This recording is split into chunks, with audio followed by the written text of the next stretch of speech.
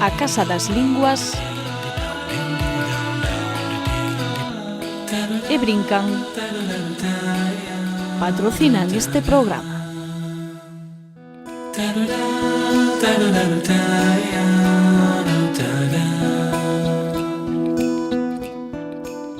Que tal? Benvidos á Escola de Pais. No programa de hoxe imos debater o problema do acoso escolar, aínda que é un tema que non dá pé a posibles debates porque a postura de todos é moi clara. Tolerancia cero ante este tipo de violencia que se dá no ámbito escolar. Para falar de como podemos solucionar este problema, de como evitalo, temos aquí, como non, a Concha David, directora de aprenderaeducar.org. Benvida, Concha. Hola, bien hallada. Alma mater deste programa, ademais. Muchas gracias. Temos tamén connosco a vicedirectora do Instituto de Educación Secundaria de Brión e ademais é a responsable do programa Tutoría de Iguais. Benvida. Hola, ¿qué tal? Gracias. Temos ademais aquí a dous alumnos de cuarto da ESO do Instituto de Educación Secundaria de Brión.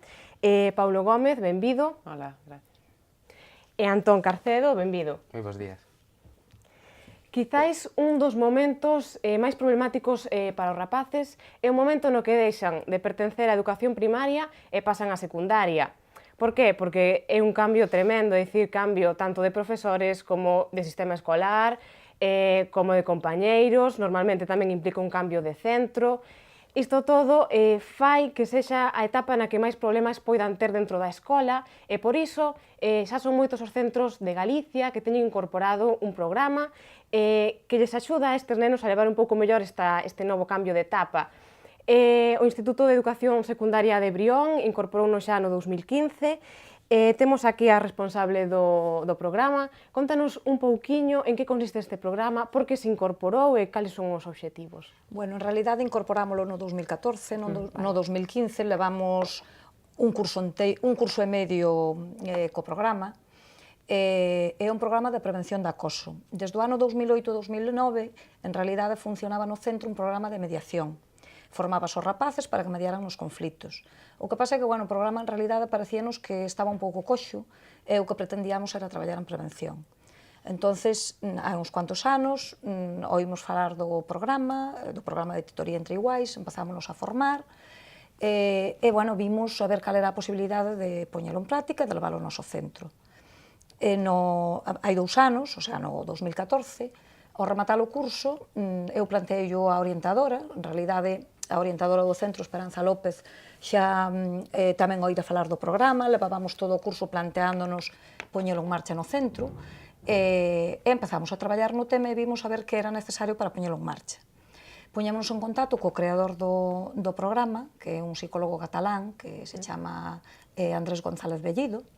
Poñémonos en contacto con el a través do correo electrónico, e a partir de aí el puxose en contacto con nós e díxonos, bueno, cales eran os camiños para poder implantalo, e, polo tanto, veunos a dar a formación el, fixémolo a través do centro de profesores, a través do CAFI, e a formación douse para 4 centros simultaneamente, para o IES do Milladoiro, para o IES de Negreira, que levaba tamén moitísimo traballado en mediación, para o IES Playa Barraña de Boiro, e para nós. Celebrouse no Instituto de Brión, e durante uns fines de semana veu González Bellido a darnos a formación. Proporcionounos o programa, os materiais, e nós fixemos un proceso de contextualización de materiais. Esta formación deuse a todos os profesores do colexio? En que consistiu? Este curso participamos de un claustro que éramos nese momento de 32 profesores, participamos 22. O sea, que é unha porcentaxe do centro do claustro de profesores moi numeroso, moi importante. Si é certo que eran sábados e houve xente que non porque non tuvera interés no programa, senón que, bueno, por cuestións familiares, fixémolo en sábados, entón non todo o mundo puido acudir. Esa formación supuxo un compromiso pola nosa parte de poñelo en práctica, de empezar a traballar e facer o programa noso, o sea, realmente o que che dan son as pautas xerais, pero despois cada centro ten que facer o programa propio, convertilo en propio.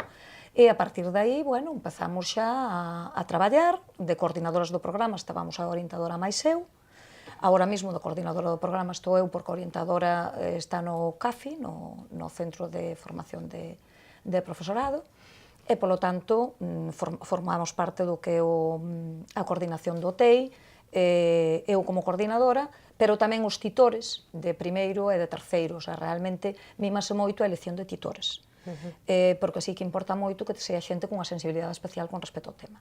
Claro, porque o obxectivo do programa é que un neno de cuarto da ESO, non? Ou, bueno, de terceiro da ESO, pois sirva como de orientador para os nenos de primeiro, que son os que entran xusto no colexio, non? Efectivamente, é unha especie de titor, non a nivel académico, pero é unha especie, eu sempre lle digo, é como un irmán maior que non chincha, porque os irmáns maiores a veces non son moita axuda. Entonces, bueno, en realidade é un irmán maior que axuda, que acolle, que soluciona problemas para nenos pequenos que pasan de ser os maiores, son nenos que veñen, a maior parte deles veñen do colexio de Pedrouzos que queda ao lado do instituto. Entonces, bueno, a maior parte deles xa foron compañeiros desde que tiñan 3 anos.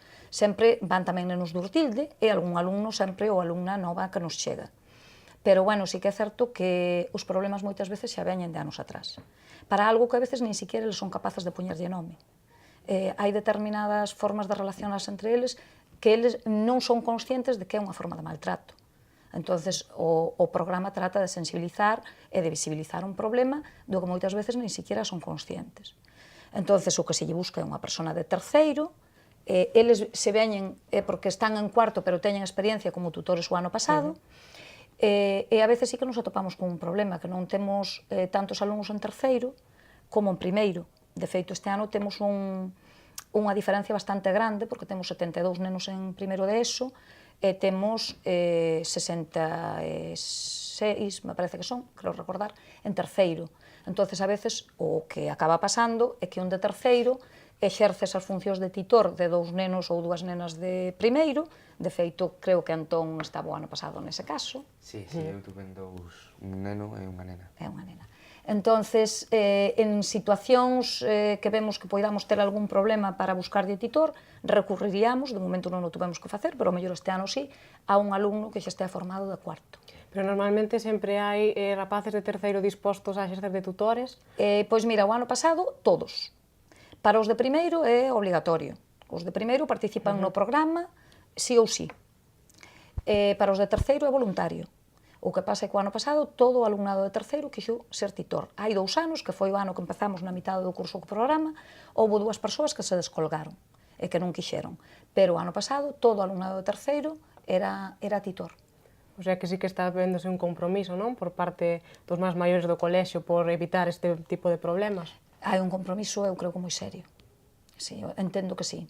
Entendo que sí, e, bueno, a actuación, ademais deles, e a implicación deles, eu creo que é unha implicación grande. Eles son realmente os protagonistas, sin eles o centro non pode funcionar. O sea, o claustro, profesores, podemos facer moitísimos esforzos, o equipo directivo, que se eles non se implican no tema, o problema non se acaba. Nós podemos facer que non haxa un maltrato na aula, pero o que non podemos facer nunca, non estamos continuamente, por moito que teñamos gardas de recreo, non estamos sempre no patio, non estamos con eles nos baños, non estamos na parada de autobús, non estamos un sábado pola tarde con eles. Entonces, os que teñen que garantir que esas situacións non se den son eles. Ademais, supoño que tamén para os rapaces, para os propios rapaces, o mellor, ás veces é máis fácil, máis sinxelo acudir a un maior para eles, pero non tan maior, é dicir, non a un profesor, non? Senón a un rapaz de terceiro da ESO, o mellor é máis fácil contar os problemas, non? É moitísimo máis fácil, unha porque senten unha proximidade que non teñen con respecto a nós, para un adulto hai un montón de problemas que eles parecelle, algo de razón teñen, que nos quedan moi lonxe, polo tanto sempre é moito máis fácil falar con unha persona que che leva 2 anos, que ten todo moi reciente, posiblemente os mesmos problemas que a ti. Eso por un lado. E por outro lado, hai unha gran porcentaxe de rapaces, e os últimos estudios que fixo a ANAR fala dun 30%, que non contan o que lles pasa, que non o contan nunca, nin o contan a ninguén. Contarlle a un profesor ou contarlle aos pais resulta máis difícil. E moitas veces, bueno, tamén hai que decir que moitas veces os propios pais e nós non temos a sensibilidade suficiente como para ver que iso é un problema. Requírese poñer unhas gafas especiales para velo, senón unha cosa non ves. Entonces, se non estás moi concienciada de que é un problema real, de que é un problema que existe, desde logo que podes estar convivindo con el e non é visible. Paulo, empezo por ti. Quería preguntarche por que decidiches presentarte como titor? Pois eu decidí presentarme como editor porque me parecía ben, me parecía bonito axudar a algún neno de primeiro a integrarse mellor no centro. Resultouche sinxelo, é dicir, viches que o rapaz acudía a ti a preguntarche problemas? Sí, bueno, me resultou sinxelo en parte porque o rapaz, bueno, eu tiña dous tamén, un neno e unha nena tamén, non tiveron ningún problema serio, en plan... Pero sí que de vez en cando falábamos e esas cousas. O sea, que sí que manteñas así contacto con el, non? En plan, como irmán maior. Sí, bueno, algo parecido. E ti? Contame, Antón. Bueno, pois eu empecéi no programa tamén polo simple feito de axudar a alguén que se está integrando novo, porque é duro vir en contraste con que pasas de ser o maior, de ser, pois eso, maior a ser o máis pequeno de todos. Encima é distinto, porque ti eras o maior de nenos de 12 a 6 anos, agora eres o pequeno de nenos de ata 18 anos, porque tamén está aí bacharelato. Ademais, eu, que cando tamén viñen dun colexio que non era o anexo ao instituto, e tuve tamén algúns problemas para integrarme, e vía os maiores tamén como outro mundo, é dicir, decían eles algo e facíase. Case, entonces tamén darlle unha imaxe aos nenos pequenos de que non pasa nada e todo isto, que non se sentiran como un pouco como me sentín eu, que me costou un pouco integrarme. O sea, que tamén te poches un pouco na súa pel, non? Porque ti tamén Sí. pasaches o mesmo, e o mellor huberache gustado ter a posibilidade como eles de ter un neno máis adulto que te apoie, non? Que o que lle poidas contar os problemas. No teu caso, ti tamén eras tutor de dos rapaces, tuveron algún problema ou todo foi ben? No, sí, hubo un problema con un dos que eu titorizaba, chamábase Sara, tiña problemas que unha das súas compañeiras, tamén de primeiro, bueno, eran un grupo, insultábana reiteradamente por aparecer ser moi cercana ao profesor de francés. Entón, o que pasou foi simplemente localizoume nun recreo, díxome o que lle pasaba, contoume o problema, pregunteille a ver quen había sido, quen estaban implicados, localicei tamén o titor da persona acosadora, falei con el, reflexionamos sobre o asunto, mandamos chamar os dous implicados, o acosador e a acosada, falámoslle un pouco das consecuencias de que isto tiña que parar xa, senón ibase a recurrir a coordinadora do programa TEI, en tal caso Ana. Despois de falalo un pouco, conseguimos que se disculparan, fixeran as paces e acabou aí, non tuve máis queixa por parte de ningún dos meus titorizados. Moi ben. Bueno, Ana, comentábasme ti antes que, bueno, segundo a ANAR, un 30% dos rapaces non lle contan a ninguén, nin a pais, nin a mestres, bueno, que están sufrindo acoso. Entonces, eu quería facer unha reflexión. Como podes detectar que un neno sufre este problema se non o comunica? É dicir, como o ves? Eu creo que depende un pouquiño de a situación na que se atope. Nun centro no que ves que unha das señas de identidade é precisamente loitar contra o acoso e a tolerancia cero con respecto a este tipo de problemas, desde o momento en que pos en riba da mesa unha serie de temas, é moito máis fácil falar deles. Cando empezas a implantar este programa, tes a sensación momentaneamente de que os problemas se multiplican, porque cheganche un montón de problemas que previamente non sabías que os había. Pero non é que haxa máis, simplemente non estás barrendo para debaixo da alfombra. A cantidade de suciedade é a mesma. Simplemente ignórala e barreches para debaixo da alfombra ou airéala. Entonces, simplemente o feito é moito máis fácil que un rapaz conte o que lle está pasando, se encontra un clima no centro favorable a tal cousa, se lle está enseñando, ademais, a poñerlle un nome ás cousas, moitos rapaces nin siquiera eran conscientes de que estaban sufrindo unha situación de maltrato. De feito, cando a veces vías os rapaces que levaban un montón de anos xuntos, porque moitos deles empezaran aos 3 anos, outros como Antón incorporanse máis tarde, pero cando lle decías, pero previamente a todo isto, pero por que lle dis eso, ou por que o tratas así? Profe, é que sempre o fixemos. Como se eso fora unha razón. Entonces, en realidade, moitas veces os propios rapaces que teñen ese tipo de conductas non son para nada conscientes de que eso fai daño. Por iso realmente básase en educar, nunca vai contra as persoas, vai contra as conductas. Moitos nenos que de outra maneira non dirían nada porque non iban a encontrar o apoio adecuado, desde o momento en que empezas a falar do tema, sí. O feito de que se fala no tema no centro xa de por sí é bo. Cando empezamos co programa hai 2 anos, eu daba clase como dou todos os anos en segundo bacharelato, entonces, bueno, falouse moito do problema no centro. E a xente de segundo bacharelato tiña pois realmente moita curiosidade. Bueno, entonces, que é o programa? Decíanme, que é o programa? Bueno, eu contáballe. E eles eran os primeiros en decir, Dios, o que levamos feito, que bárbaros éramos, pero bueno, que mal nos sentimos agora pensando o que machacamos neste rapaz ou nesta rapaza. E acordádesvos que crueles cando estábamos en quinto de primaria, por exemplo, o que lle decíamos a este neno ou a esta nena. Bueno, a partir de aí é algo que se fala moito e é moito máis fácil que un rapazo comunique. Con todo, de todos modos, hai síntomas.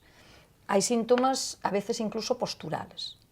Os rapaces normalmente, hai moitos rapaces que somatizan, que aparecen con problemas todos os lunes pola mañán, cando hai que ir á escola, e dolle a barriga, e dolle a cabeza, e síntese mal, e tan ansiedade. Bueno, pois os pais tamén hai que facer ver que iso pode ser un síntoma de algo. Cando un neno repetidas veces empeza a ter unha serie de problemas certos días, bueno, pois hai que pensar que mellor hai un problema detrás de todo eso. Rapaces que se illan moito, que se quedan solos, rapaces que agora mesmo non porque temos aula materia, entonces os rapaces móvense, pero mellor rapaces que se quedaban bastante na aula a hora de salir ao recreo, o sea que desde o momento en que estás atento a determinados síntomas é moito máis fácil identificar posibles casos de acoso. Porque digamos que quizás esas persoas máis tímidas, non? Son como as víctimas máis probables polo feito, non? Eu creo que non. Eu creo que non hai un perfil, calquera pode sufrir unha situación de maltrato que pode derivar en acoso, que non hai realmente un perfil. Porque eu digo sempre aos rapaces, bueno, realmente que se buscamos motivos para meternos con alguén, sempre atopamos motivos. Uns porque somos máis baixos, máis altos, máis gordos, máis flacos, porque levamos gafas ou porque falamos de determinada maneira. O sea, se queremos burlarnos de alguén, sempre imos encontrar motivos, sempre imos encontrar razóns. Entonces, en calquera momento, sí que hai unha serie de persoas que, ao mellor, nun determinado momento sufren acoso, son capaces de salir desa situación, pero outros poden sufrir, aunque non pareza un perfil. O sea, realmente, eu creo que a calquera rapaz lle pode pasar. E tamén cree que non hai un perfil tampouco de agresor? Posiblemente haxa máis, eu creo que posiblemente haxa máis un perfil de agresor. En realidade, moitas veces os rapaces, outros problemas que teñen é que non son capaces de canalizar emocións que nin siquiera identifican. A maneira que teñen de canalizalas é esa, que non é adecuada. Por eso, o programa trata de prevenir, trata de traballar a emoción, trata de traballar unha serie de aspectos que son realmente fundamentales para que os rapaces busquen outros cauces para comunicarse. E a veces incluso para expresar o teu malestar. E non é o camiño precisamente nin ridiculizar a ninguén, nin, bueno, pois ningunha desas condutas que se poñen enriba da mesa e que se ven como condutas moi negativas. En realidade, o agresor ou a persona que acaba tendo unha conduta de acoso hacia alguén, normalmente o que busca é ser respetado no grupo, e busca unha popularidade, entonces por iso é fundamental o papel dos espectadores. E por iso se traballa moitísimo sobre os espectadores. É moi importante realmente que non haxa un silencio cómplice. E iso enséñaselles moito que calar e mirar para outro lado e estar facendo que esa situación se dea. E que precisamente eu creo que un dos problemas é esa lei do silencio que se impón, non? Porque isto non nos olvidemos de que é un triángulo, é dicir, está o agresor, está a víctima, pero están tamén eses espectadores moitas veces pasivos que o mellor por medo ou por que se ensañen con el, non? Se quedan calados e non dicen nada. A maior parte das veces eu creo que non din nada por medo. Estou completamente de acordo contigo. Non din nada por medo e, máis, en moitos casos, incluso teñen medo de que si din algo, que a eles lles acaba pasando o mismo. Entonces, o miran para outro lado, facemos que non vemos, ou ben incluso, pásome aos acosadores, porque así de alguma maneira eu garantizo que vou quedar fora. Teño tanto pavor a convertirme eu en persona acosada que paso ao outro lado. Entonces, en realidade, o traballo sobre os espectadores é fundamental. Que vexan que teñen un papel determinante e que non podemos mirar para outro lado. Nese sentido, sempre teñen garantizado o anonimato, A min sí que me chegou en moitas ocasións a raíz de implantar o programa, rapaces e rapazas que me viñeron decir está pasando isto, en lugares que eu non tería maneira de sabelo. Por suposto, nunca se di de onde ven a información. Pero, bueno, sí que é moi importante que eles se conciencien que teñen un papel clave, un papel clave, porque se estamos actuando sobre os espectadores, estamos quitando o acosador ou acosadores a gasolina da que se nutre. Estamos quitando o combustible. De alguna maneira, o que quere demostrar pois é que é capaz de facer isto, ao mellor non destaca noutra área, pero quere destacar en algunha. É capaz, desde logo, de martirizar a alguén. Bueno, pois hai que enseñar que esa non é a conduta máis adecuada. E que a popularidade que se gana de outra maneira, que iso non o vai convertir en mellor, que iso que o único que o convirte nunha persona cruel, non máis valiente. Entonces, desde o momento que lle estás quitando popularidade e que as súas accións diante dun público xa non son valoradas, esas condutas tenderán a desaparecer, a extinguirse. Tivestes algún caso complicado que solucionar? Pois mira, nos últimos 2 anos a verdade é que non. Sí que detectamos, e concretamente o ano pasado, detectei casos que viñan xa bastante enquistados de todo o que era a primaria. E realmente eu creo que se frenou. É máis, eu, por exemplo, algunha cousa que yo oín estes días aos rapaces, eu nin siquiera era consciente dela. A maior parte dos problemas o bo é que non cheguen a nós e que non nos enteremos. E, en realidade, en moitos casos, cando unha persona che ven decir algo é porque encontrou un lugar donde van te creer, porque ese é outros problemas que teñen a veces as persoas que son acosadas, que teñen medo a que non as crean, que teñen medo a quedar como os queixicas, que teñen medo a que, claro, eso sea moito peor, porque, claro, en moitos casos o que se recurría a que era a que a persona que sufriu o acoso, ou que se lle decían moitos casos, era, pero bueno, home, se eso pasou toda a vida, son cousas de rapaces, e que tamén é que eso non che pode parecer mal, pasa deles. Moitas veces os pais decíamos aquilo tan socorrido de deféndete. Sí. No momento que lle dis a un neno deféndete, non che volva a contar nada. E que che está pedindo axuda porque non o pode solucionar el solo. Está claro que o rapaz que se ven queixar ou a rapaza que se ven queixar, hai que escoitalo sempre. E hai que comprendelo sempre e a partir de aí hai que traballalo. De feito, segundo a Asociación ANAR, no ano 2015 aumentaron os casos de acoso escolar nun 75% segundo 2014. Credes que este aumento é real? É dicir, realmente hai máis problema de acoso escolar agora que antes ou é simplemente que agora se denuncia máis? Eu creo que pasa como pasou no seu momento ou como está pasando ca violencia de xénero. Penso que se denuncia máis. Penso que o feito de facer visible un problema que existeu sempre, que a xente nin siquiera lle daba a importancia que tiña, e sabemos que o acoso escolar deixa sempre secuelas. Mina moitísimo a autoestima nun momento que é fundamental, desde logo, para a construción da súa identidade. Acaban tendo moitos problemas, moitísimos problemas. Hai xente que o supera mellor e xente que o supera peor, claro, pero que non podemos confiar na resistencia dos nosos rapaces. Yo en ese punto discrepo, Ana. ¿En qué? Discrepo en que haya, siempre, es posible que siempre haya habido cuotas de acoso, pero las cuotas de acoso que se están dando ahora en los centros, yo creo que han aumentado significativamente. Quiero decir, siempre sabemos que los niños pueden ser muy crueles, ¿no? Y seguro que cada uno de nosotros hemos, lo decía antes Antón, hemos pasado situaciones, incluso yo en mis tiempos. Pero sí es cierto que antes había otra situación de respeto, de valores, llámale incluso miedo, porque puede ser, ¿vale? Pero ahora mismo la situación es que la sociedad no ayuda. Los padres, que yo era un tema que quería dejarte también sobre la mesa, es decir, qué papel tienen que jugar los padres, que me parece importantísimo, por lo que tú has hablado antes de las emociones. Es decir, si los padres no han estado atentos a las situaciones de emocionalidad que el niño ha presentado desde los 0 hasta los 11 años, que lo hemos visto ahí, pero fundamentalmente entre los 0 y los 4 años, también se van a producir situaciones de acoso o de dejarse acosar, porque también es otra, ¿no? Es decir, también tenemos que enseñarle a los chicos que no deben de permitir el acoso, pero que en una primera instancia lo que deben de decirles cuando a alguien le insultan, pues con gafotas, ¿no? Por ejemplo, que es algo como muy tal, vale, una vez puede pasar y puedes mirar para otro lado. A la siguiente vez tienes que tener también la capacidad y la empatía para contestarle al otro, ¿no? Y decirle, se ven más con 4 ojos que con 2, y seguir tu camino.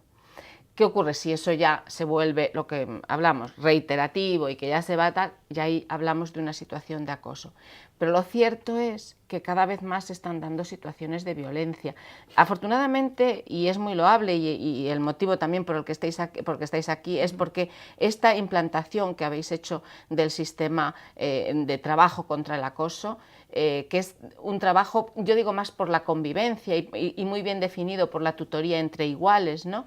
Es muy loable, pero tendría que estar implantado probablemente en todos los centros. Tendría que haber el compromiso de todos los profesores en el centro, porque observamos pues, con cierto dolor, ¿no? Lo que está ocurriendo con muchos niños en este país. Es decir, y no en todos los centros hay esa misma preocupación, que no dudo que no haya las ganas, la responsabilidad, pero que tal vez falla algo, no sé el qué, eso tú desde dentro nos lo puedes contar mejor, ¿no? Pero sí creo que ha aumentado, porque la juventud en términos generales es más violenta, porque es más insatisfecha, porque creo que no se le ha, y esto que nos lo digan los chicos, es decir, si consideran que estáis en un colegio que es pionero y que es ejemplo, ¿no? Pero sí que se observa más violencia en la calle, se observa más violencia en el comportamiento de los chavales. Yo que tengo un centro que es Aprender a Educar, por ejemplo, sí que recibo a esos chicos con 15, con 16 años, ¿vale? Con una violencia desmedida hacia los demás, hacia sus padres en muchos casos, ¿vale? Y hacia el grupo.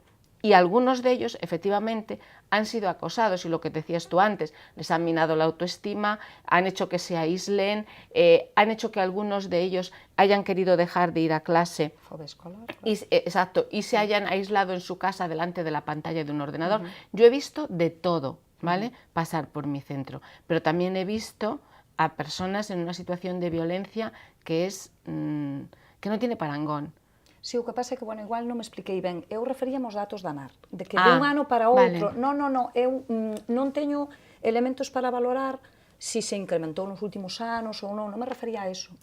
Non me refería a eso, referíame a que a ANAR o que di é que incrementouse un 75%, que claro, é unha cifra que nos pode poñer así un pouco, encender todas as alarmas. Los pelos de punta, sí. Claro, non podo valorarlo con respecto a anos. De feito, bueno, pois hai datos por aí da Organización Mundial da Saúde de hai uns cuantos anos que falaba dunha porcentaxe de que os alumnos vivían unha situación de acoso nunha porcentaxe elevadísima que poñía realmente os pelos de punta. Falaba, no ano 2007 falaba do 25%. Este último estudio de Save the Children creo que fala do 10%. Entonces, bueno, en realidade, porque, bueno, tamén é verdad que o Observatorio para a Convivencia Escolar leva desde 2011 sin reunirse. Eso que tería que ter unha reunión anual. Entonces, non sei hasta que punto se incrementou ou non. Eu o que me refiro é que nese caso eu creo que hai que mandar un mensaxe de tranquilidade no sentido de que estamos falando de agora mesmo de que o 75% máis é porque hai unha aplicación para denunciar que conecta directamente ca policía para denunciar situacións de acoso e ao mesmo tempo, pois claro, efectivamente a ANAR pon medios para que os rapaces denuncien. Entonces, si é certo que non podo valorar se nos últimos anos houve ese incremento ou non houve. Simplemente, si é verdad que se pos unha serie de medios para que a xente denuncie e faz visible o problema realmente, momentáneamente, polo menos, parece que é maior. Non sei se é maior, se é igual. Sí, pero yo te pregunto, en los centros escolares, por ejemplo, existe un protocolo oficial. Sí. Por ejemplo, en Galicia, el protocolo marcado por la Xunta de Galicia.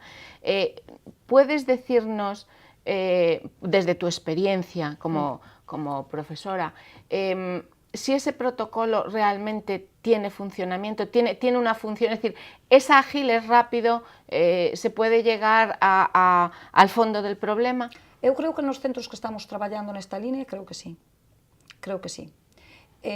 O que pasa é que, bueno, en realidade, o que o propio programa TEI é un programa preventivo. Trata sempre sobre actuacións, digamos, sobre condutas de baixa intensidade, para que non cheguen nunca a acoso. Entonces, cando un centro está moi sensibilizado con respecto ao tema, eu creo que se toman cartas no asunto bastante rapidamente. Porque, claro, as solucións, a mí non me extraña que as vítimas non o denunciaran hasta hai moi pouco tempo, porque a solución que se lle daba na maior parte dos centros era nin máis nin menos que os equipos directivos mirar bastante para outro lado e suxerir que se cambiara o neno de centro.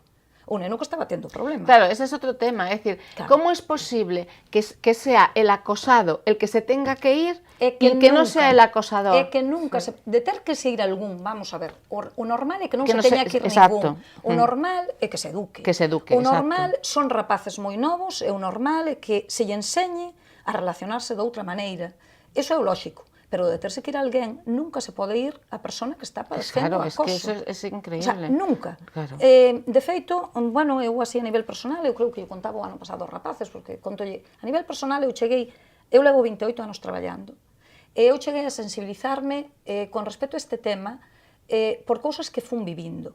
E por cousas que fun vivindo non en carne propia, eu teño fillos maiores, os meus fillos tuveron a gran sorte de non sufrir esas situacións, pero ninguén merece ser acosado, nin porque tuveran un perfil, nin porque tuveran outro. O sea, realmente tuvemos eles a máis eu sorte. Eu, cando empecé a traballar neste tema, nin siquiera era consciente de que o problema era tan grave. Cando empecé a manexar cifras, teño ahora mesmo unha filla xa maior, e daquela era adolescente, e cando eu dicía, estas cifras pareceme un pouco exageradas, eu comentaba na casa e falábamolo. E os meus fillos decíanme, non te enteras, non te enteras. Non sabemos se esa estadística é así fiable ao 100% ou non é, pero hai moitísimos casos. Estámolos vendo continuamente. E claro, eu levo 28 anos traballando, eu non tuve sempre esta sensibilidade con respecto ao tema. Eu había un montón de cousas que non vía que agora vexo. Porque era o que che decía un momentiño, puxen as gafas adecuadas para velo. Entonces agora vexo mil cousas, mil problemas que antes simplemente pasábanme completamente desapercibidos, pero estaban aí. Entonces, bueno, por que cheguei a esta sensibilidade? Pois por cousas que vin alrededor. E concretamente unha persona da familia, teño un sobrinho neto que foi vítima de acoso. Foi un rapaz que conseguiu salir, estuvo con apoio psicolóxico e conseguiu salir, nin siquiera foi nesta comunidade, pero toda a resposta que lle dou, é un rapaz hoxe en día que xa rematou a súa carreira, está facendo un máster, o sea, xa ten anos, pero toda a resposta que lle dou o centro escolar foi nin máis nin menos cambio de centro. Esa foi a resposta que lle dou o equipo directivo do instituto onde estudiaba o meu sobrinho. Me alegra que digas eso, porque aquí hemos tenido en otras temporadas debates sobre este mismo tema que tal vez no estuviese de tanta actualidad ahora con el tema de la niña esta de Mallorca o con el tema del niño este también de la Comunidad de Madrid, ¿vale? Pero lo cierto es que a veces desde la comunidad educativa, y que me perdonen, se largan balones fuera y se dice no, en mi centro no. En todos los centros, en mayor o en menor medida lo hay, pero hay una cuestión clara. Tenemos aquí a dos convidados excepcionales y que para una vez que tenemos en la Escola de Pais a los alumnos Alba, yo creo que tendríamos que decirle que nos dijesen cómo ven ellos, ¿no? Es decir, cómo veis vosotros la implantación, por ejemplo, de este método ahí en Brión y ¿cómo habéis visto o cómo ha actuado el acosador? Es decir, cuando habéis tenido algún chico que ha sido acosador, ¿cómo habéis actuado con él? ¿Cómo le habéis llevado al convencimiento de que eso no se debe de hacer? Entón, ti antes explicábasnos, non, que tiveras un problema con unha das rapazas. Como trataches o acosador? Que lle dixeches? Pois a verdade é que xa ven o traballo un pouco fácil, non? Porque o programa TEI pareceme moi proveitoso, dado que non só axudamos a integrarse os nenos de primeiro, senón que tamén concienciase a todo o mundo do que é o acoso, as consecuencias, bueno, basicamente todo ese iceberg do que só vemos a punta. E, bueno, foi simplemente unha charla dicíndolle o mal que estaba facendo, como se sentía a víctima do acoso, que probablemente el, o acosador, non sabía o que estaba facendo en realidade. E, bueno, despois de ter unha charla así cortiña, media hora, estuvemos falando, non houve ningún problema, acabaron facendo as paces, e non houve ningunha outra queixa, por eso de que decía que agora se conciencia moi ben aos rapaces do que é o acoso, consecuencias e todo isto. Porque, por exemplo, non sei se en algún momento lle chegaches a preguntar por que lle faz isto. Porque hai un estudo de Save the Children que dice que a maior parte dos rapaces contestan que, bueno, que se meten con outro simplemente porque sí, ou por facerlle unha broma. Entonces, non sei, descubriches en algún momento o motivo, se había algún motivo lóxico para esa conducta? Pois sí, porque neste caso metíanse camiña titorizada por levarse moi ben co profesor de francés. E ao parecer a que se metía... Le llamaban pelota, non? Bueno, sí, máis ben decíanlle como que lle gustaba ao profesor de francés, metíanse con ela en ese aspecto. Bueno, entreime un pouco e ao parecer o acosador sacaba non moi boas notas en francés, digamos, pero as contestacións foron, era unha broma, non pretendía non sei que, esas foron, pero foi un acoso que se repetiu durante unhas semanas, entonces, en canto chegou aos titores, pois non hubo ningunha outra queixa. Tamén non solo nos enteramos porque nos din os nosos titorizados, senón incluso por amigos seus, que nos veñen a decir, oye, esta persona está sufrindo esta situación. Paulo, tú dicíasme que non tuveras ningún problema, pero tú algunha vez notaches algunha conducta parecida na túa clase ou nunca viches nada, por exemplo? Bueno, na miña clase en concreto, no, nalgún ano, pois sí que se notan ese tipo de conductas, a veces son bastante puntuales, pero noutros casos sí que son lixeiramente repetidas no tempo. Por poñer un exemplo, en primeiro, tiñamos un compañeiro de clase, no, ao que un grupo de persoas chamaban Borrego. Non sei moi ben por qué, pero, bueno, lles debía parecer gracioso. En todo caso, eu vin do colexio de Roxos, así que a maioría das persoas que eran do colexio de Pedrouzos non os coñecía. Coñecía uns cantos porque eran veciños e porque fun en infantil a Pedrouzos, pero a gran maioría non os coñecía e non sabía, en plan, quenes eran ou como era a súa forma de ser e iso, e entonces pois había un neno da nosa clase ao que lle chamaban Borrego, outro grupo de persoas, e deduzo que a él non lle parecía moi ben, e ademais estaba sempre en plan un pouco apartado e esas cousas. É dicir, que tamén o mellor os rapaces que vedes que están como, imagínate, medo a intervir en clase, ou as típicas excursións nos que ves que un rapaz vai solo, non, que son como conductas nas que podes ver que ese rapaz ten un problema. Sí, supoño que sí. Neste caso eu creo que non era que non tivera medo a intervir en clase, pero sí que se notaba que iba en plan máis solo, máis apartado, cousas así. A mí, si non te importa... Ah, sí, sí. No, a mí me gustaría que vosotros, desde la óptica vuestra de jóvenes, de miembros de ese grupo, ¿no?, gregario de adolescentes, ¿no?, que mandases un mensaje, pero un mensaje uno al acosado y otro al acosador. Es decir, ¿qué mensaje mandarías tú a los acosados? ¿Cómo les aconsejarías tú a cualquier niño de cualquier lugar que nos esté viendo ahora, ¿vale? ¿Qué tendría que hacer ese niño para, de alguna manera, librarse de ser acosado?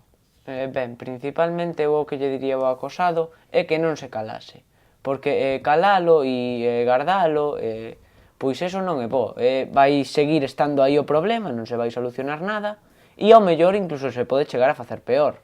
Entón, se algunha conducta reiterada pois molesta ou acosado ao neno en cuestión ou nena en cuestión, pois o que ten que facer é decirlo a algún maior, a alguén que teña algún tipo de responsabilidade. Pode ser aos profesores ou aos seus pais para que yo digan aos profesores. Entonces, ese sería o mensaxe que transmitiría, que non se calen, que non o garden, que o digan.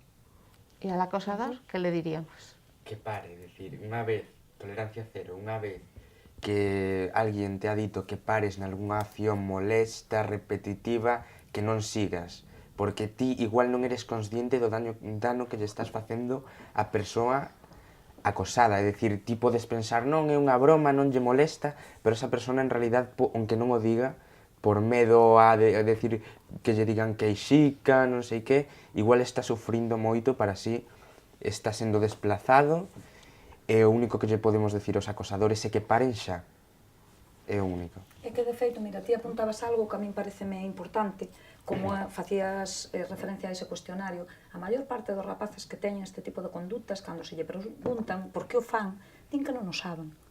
Porque vai todo na línea do que eu decía antes. Teñen un malestar que non saben a veces como xestionar. Entonces, a maior parte deles, claro que non o saben. Entón, o programa TEU, que traballa moitísimo tamén, son certos conceptos. O que é unha broma, o que non o é, en que momento deixa de ser broma. Porque para eles, cando lle dis, pero por que faz eso? Non é que é unha broma. Non, mira, é que para que sea unha broma teñense que estar divertindo os dous. Non é un xogo, o outro non o está pasando ben. Entonces, aclarar conceptos, saber o que é ser un chivato e o que non o é. O que di Paulo é fundamental, eso de contalo, decirlo a alguén. Romper a cadena. Romper a cadena. Romper a cadena e, desde logo, non calar. Non calar. Eso é o primeiro. E, bueno, desde logo que E nestes... tu mensaje a los profesores? Mira, os profesores, eu creo que cada vez hai máis concienciación E de todos directores de estes... centro, claro. Profesores e directores de centro. Vamos a ver, para que estes centro. programas funcionen, o equipo directivo ten que creer nel. Eso está claro. O que pasa é que sí é certo que eu creo que a sensibilidade nese sentido está aumentando moitísimo. Non partimos no momento que estamos, é un momento moi diferente do que podía ser hai anos. A sensibilidade nese sentido cada vez é maior. O que pasa é que sí é certo que quedanos un longuísimo camiño por andar. Entonces, sí fai falta contemplalo nos planos de formación, sí fai falta dar medios, porque claro, moitas veces cando oes situacións terribles en algúns lugares, eu lía en certo momento nun instituto de Andalucía que había unha orientadora para 1.200 alumnos. Unha orientadora para 1.200 alumnos é que non pode facer o seu traballo. Non pode conocer os alumnos, é imposible. Entonces, nós tamén temos uns medios, digamos, bastante limitados. Entón, necesitamos recursos, necesitamos medios. E hai, por suposto, que concienciar a xente. Pero sí é certo que a veces, cada vez, en este caso, eu si teño que romper unha lanza tamén a favor do profesorado, de que cada vez temos uns horarios máis cargados. Entonces, hai pouco tempo. Hai moi pouco tempo para todas estas cousas porque levan moito tempo. E non se ve, non se che contempla no teu horario. Entonces, claro, si é certo que cando crees algo, moito en algo, vas tirar por el, pero tampouco se pode confiar todo ao voluntarismo. Porque si é verdad que cada vez temos, bueno, pois uns horarios máis cargados. Entonces, chega un momento en que para determinadas cousas non hai tempo. Con todo, eu creo que a sensibilidade é cada vez maior, e penso que no máster do profesorado, que agora mesmo calquera persona que faga calquera carreira para opositar ten que facelo, que é algo que se debe incluir. Yo también quería apuntar una cosa, si me lo permites, Alba. Sí. Hemos hablado aquí de los chicos, hemos hablado del profesorado, pero no hemos hablado de los padres. Entonces, permíteme que yo también le mande un mensaje a los padres, ¿vale? A los padres de los acosadores, decirles que si hay un problema y si el colegio les llama porque hay un problema, evidentemente tienen que ponerse a disposición de los profesores, tienen que colaborar con los profesores, porque hoy su hijo puede ser violento con un compañero, pero mañana lo puede ser con ellos. La violencia es cero en todos los aspectos. Y por otro lado, un mensaje también para esos padres que ven preocupados como su niño está triste o como su niño se encierra en la habitación o como su niño en un momento determinado dice no quiero ir al colegio o hay algo, incluso vómitos, mareos, etcétera, etcétera. Que por favor se pongan en contacto con el colegio, que busquen respuestas, que yo estoy segura que tanto los directores como los coordinadores como los tutores van a tomar cartas en el asunto, pero que no lo echen en saco roto. En cuanto tenga, es mejor a veces actuar por exceso que no por defecto. Unha das cousas, de todos modos, que o ano pasado non puiden facer, se o fixemos hai 2 anos, pero o ano pasado non puiden facer, porque tal como vos decía, a orientadora que me axudaba a implantar o programa marchouse para o CAFI, entonces momentaneamente foi algo no mes de setiembre, que conocemos no mes de setiembre, conocémoslo, bueno, no mes de xullo, pero no mes de setiembre foi cando marchou, entonces de repente encontreime co programa. Requírese unha determinada formación para implantalo, despois todos os titores colaboran, a xente do centro colabora, e colabora moito. O que pasa é que si é certo que no momento, o que é o programa de sensibilización e de formación estábamos levando as dúas. Entonces, claro, vin que momentaneamente, o ano pasado quedou todo, nese momento nas miñas más o que foi o programa de sensibilización e formación. Pero hai 2 anos, se o fixemos este ano, retomareino, unha sesión de formación cos pais. Hai 2 anos fixémolo, funcionou moi ben. O ano pasado non o puiden facer cos pais dos nenos de primeiro, faise cos nenos de primeiro, precisamente para que eles son os que conocen o seu neno, e para que estean atentos a síntomas que eles poden ver. A parte disso, eu creo que todos estes programas sempre son moi ben acollidos por parte dos pais, porque ademais eu sempre digo o mismo, o sea, estamos formando personas, o sea, é moi importante que saiban matemáticas, e lengua e historia, pero o primeiro que estamos formando é personas. Entonces, no tema do acoso perde todo o mundo, perde a vítima, pero tamén o acosador. Tamén o acosador, tamén a persona que está tendo esa conduta, tamén perde. Eu sempre creo que como resultado deste programa, os nenos de primeiro son moi beneficiados, salen moi beneficiados, pero tamén os de terceiro. Tamén os de terceiro porque desenvolven unha serie de valores que realmente son moi importantes e vanlles axudar moito na súa formación como persoas. Entón, a formación cos pais e que asuman o papel que lle corresponde tamén é realmente moi importante. Moitas veces os pais minimizan o problema porque non saben realmente que é tan importante hasta que un neno ten unha fobia escolar ou hasta que un neno empeza a autolesionarse ou hasta que aparece xa un problema moi grave. Entonces, sí que ya hai que enseñar aos pais a ver ese tipo de problemas e a detectar ese tipo de problemas. Porque sí se dá moito tamén. Eu coñezo casos de pais que vían como aillaban o seu fillo, de feito en primaria, en infantil, empezas a dar estas condutas xa en infantil, o aillamento, é o non invitar a cumples, é o deixar a alguén, é o tiro en xogas. O sea, ese tipo de cousas danse xa en infantil. Os nenos hai que enseñarlle que iso non pode ser.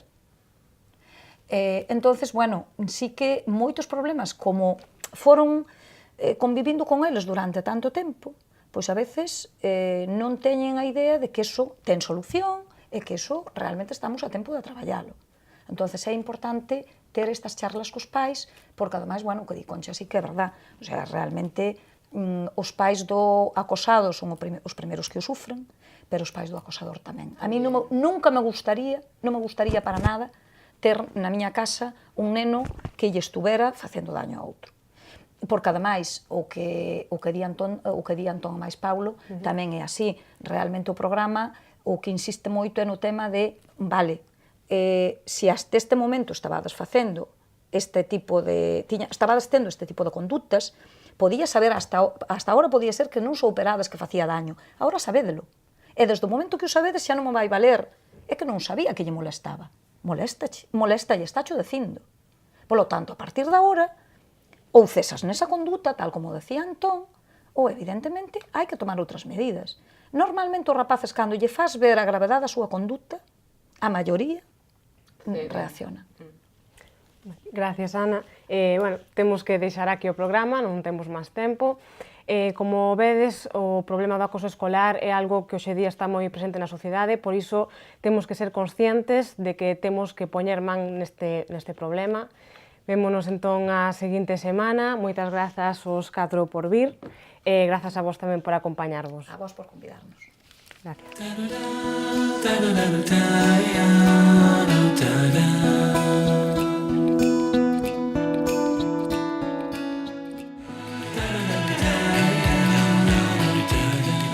A Casa das Linguas e Brincan patrocinan este programa.